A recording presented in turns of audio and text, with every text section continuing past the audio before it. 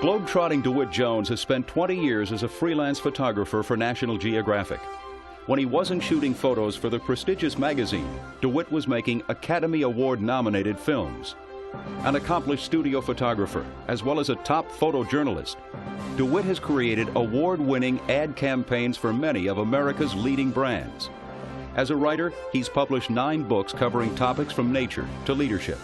With a lifetime of experience in the arts, Dewitt Jones understands the power of creativity and how to inspire others to tap this valuable resource and enrich their lives.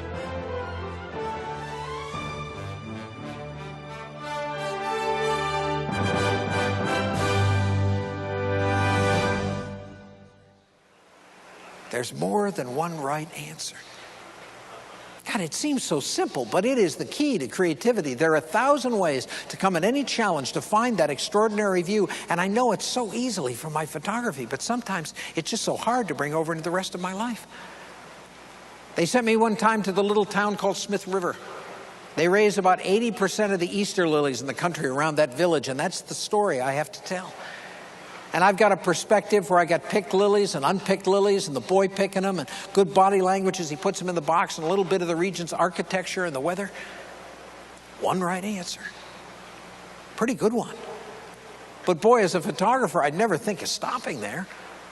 I took that photograph. Immediately I grabbed another lens, walked over a couple rows, knelt down and found another right answer. Same parameters of the problem, now seen from a totally different point of view. And my favorite right answer that day was this one. This is an advanced levitation technique that I'll be teaching just after the break. Somebody had a chopper in the fields. I get a ride, get up a couple hundred feet, look down, see the extraordinary and the ordinary. 3 right answers. So many things begin to change when you really come at the world from that perspective of more than one right answer.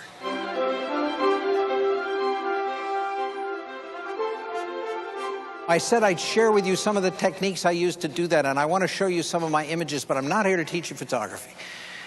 It's simply that the principles that I'd use in coming up with an extraordinary vision are the same principles that I'd use in running a company or dealing with a client. First decision I have to make as a photographer is, what lens do I have on the camera? What lens do I have on the camera? In other words, what perspective am I going to view that challenge from to find an extraordinary view? And I know that if I don't have the right perspective, I don't have a chance. This is a shot I took of Yosemite Falls. Not a bad image. I've already gotten rid of a lot of things that might distract you from looking at the falls, like the parking lot I'm standing in or the visitor center, you know. But as I stood in front of the falls that day, I thought, is this the essence to it? Is this what got you so excited that you ran all the way across the field, the meadow, to get in that stage? Get in that position? And I realized it wasn't. That what had drawn my eye up there that day was just this area way down here, right down at the bottom, just that tree and the falls behind it. I had the wrong perspective, the wrong angle of view. And when I changed that perspective, then I really found a photograph. Now, I use that metaphor all the time in my life. I'm always saying, Dewitt, do you got the right lens on your camera?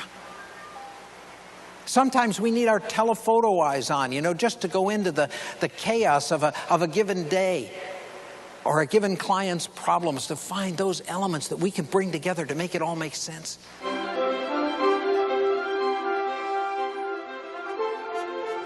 And now, before I wrap this up, let me show you one last example of how all these techniques go together. And this, not an assignment for the Geographic, but a big advertising campaign I did for Dewar's Scotch. And they sent me over to Scotland with an obscene budget and a crew of 9 and 3 clients to watch over me, you know, no pressure. And one of the things they asked me to do was photograph salmon fishing on Scotland's River Tweed. And man, again, I'd done my homework. I knew what I wanted. I came down that windy road to the River Tweed. I had images in my head of backlit salmon and silver cataracts and leaping fish, and the windy road delivered us, and there it was. Looked like the East Sandusky River, you know, the river without drama. I turned to my art director. I said, what are we going to do? He said, I don't know, I'm car sick. I'm going back to the room. So it was up to me. You know, how many times every week is it up to you? I got talking to one of the guides, the gillies, the gentleman there in the foreground. Each beat of the river, each stretch has a different guide, a different gilly, and they know every rock and every shoal and every riffle. And he told me that salmon fishing in Scotland's a very formal affair. You wear a coat and a tie and a hat and chest waders. Now I'm getting intrigued. And then he told me that when you catch a salmon, you bring it up to the fish hut, and in that hut is a leather book, and in that book is listed every salmon that's been caught on that beat in the last 100 years. Now I'm getting intrigued. Now I'm seeing this great formal dance that these guys are doing, this salmon gavotte on the river, you know. And then he said, you know, laddie, there was mist on the water this morning. That's unusual for this time of year. And my intellect climbed all over it, and it said, I want to be in the place of most potential. So I'm out there 2 hours before dawn, and when the sun starts coming up, I got the boat, I got the gilly, I got the fisherman, I got the right lens, I got the right focus, I got my first right answer. I got room up there for type, a little bottle of scotch. I know what I'm doing, right? And then my intuition starts screaming at me. It says, turn around, Dewitt. You're shooting the wrong way. Yes, sir. I listened to it. I turned around. Man, now it was really getting nice. I'm trying to pay attention to realize that this photograph is made by body language, not by facial expression. Get that right on the two guys. And at the same time, my intellect realizes the sun's going to come up behind those trees, so I yelled at the guys to get in the boat and rowed down there because I want to be in the place of most potential. And man, now it's really getting nice. And talk about having my technique down. I've got a walkie-talkie in that boat. Yes. I'm not worried about making mistakes. I'm just looking for the next right answer. And they just kept coming. And this was the final ad. Why would a man rise before dawn to fish for salmon on Scotland's River Tweed? Why indeed? The good things in life stay that way. Thank you very much.